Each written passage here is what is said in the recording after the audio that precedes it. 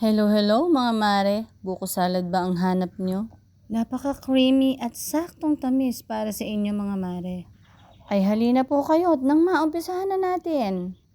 Para nga ho sa sangkap na aking gagamitin, bumili nga ho ako din 1 kilong ubas. Kaya lang, muntik na ubusin ng aking mga anak. Abay salamat naman at may natira pa. Bakit daw kasi hindi ko sinabi na gagamitin ko yung ubas sa buko salad? Ay Ginoo, kasalanan ko pa talaga. Hinati ko nga lang po yan sa gitna.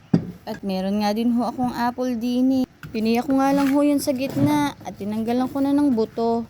At binalatan ko na nga rin ho yan mga mare. Ayaw kasi nilang kumain ng balat ng apple. Matapos ko nga hong balatan, hiniwa-hiwa ko nga lang ho ng ganiri kaliliit. Nagrereklamo nga ho yung asawa ko at malalaki pa raw. Abay sabi ko dapat pala binilender ko na lang. Fruit cocktail nga ho sana ang ihahalo ko din sa buko salad. Ay sumabad ho'y asawa ko, ayaw daw ho niya nun. Gusto daw niya ay mansanas at ubas. Aruy, naglihi na ata. Ay matapos ko nga hong hiwain ni ring apple, isinunod ko naman na nga ho ang cheese natin. Inalisan ko na nga muna ho ng balot at inihiwa ko ng ganyan kalalapad. Kung bakit ang sarap naman ho kasi pag talaga maraming cheese na nakasama sa buko salad. At hiniwa ko na nga ho into cube ang ating cheese.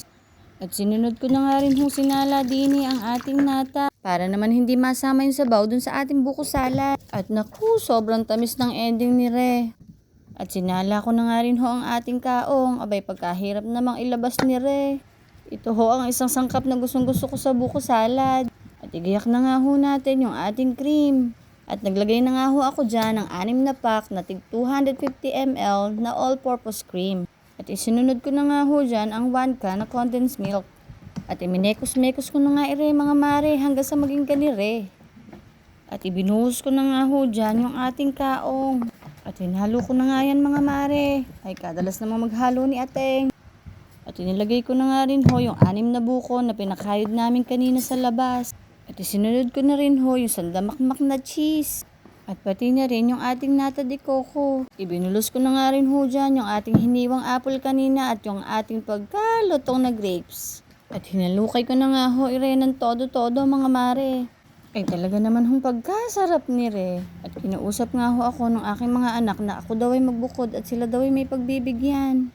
Abay may balak pa yatang maging mayora. At ipagsando ko na raw sila at na sila'y makakain na rin. Aban ako naman talaga oy. At akin nga muna hong palalamigin ni Re nang mas masarap naman lalong kainin. Ay ano pa hong hinihintay nyo? Gumawa na rin kayo mga mare.